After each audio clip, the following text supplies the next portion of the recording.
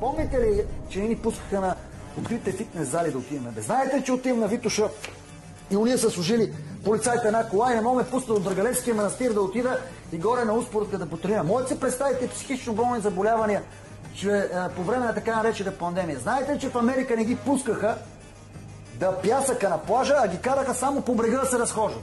Значи, като играеш на тенис на корт, им даваха да фанат топката, двамата, които играят. Единия, що ме питне, трябва с друга топка да играе.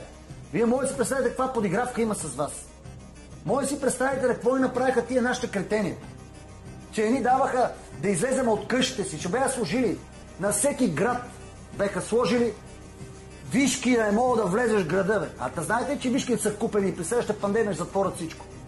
Обаче не се отпускайте и не си мислете, че нещо е минало. Те първа започва дебелият удар срещу нас. Когато затворят при следващата пандемия, вие може да имате 1 милиард в джоба си. Ще ви кажат, вижте какво. Между 2 и 4 имате право да излезете от вас до 2 км от магазина и да си напазарувате. Каквото ние ви кажем. Ако се отдалечите на 2 км, не може да работят вашите пари. И между 2 и 4 само могат да работят, не могат да отидете никъде с тях. The Prime Minister called an emergency meeting today to discuss the unprecedented slide into economic recession in the UK. The government and the Bank of England are accelerating the introduction of a new central bank digital currency. Show that the public's use of cash has halved in the last 12 months. Experts say this is due to the success and sheer convenience of the new CBDC digital money.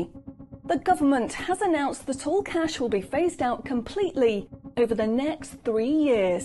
Experts say that the new pandemic, which is 10 times more contagious and deadly than coronavirus, can only be defeated by minimizing all human contact and staying home as much as possible. In order to enforce this, all digital wallets will only work within 1 mile of the address at which they are registered. Shopping times will be staggered so that you can only make purchases for a 2-hour period each day. All non-essential item purchases will be rejected. Jesus Christ.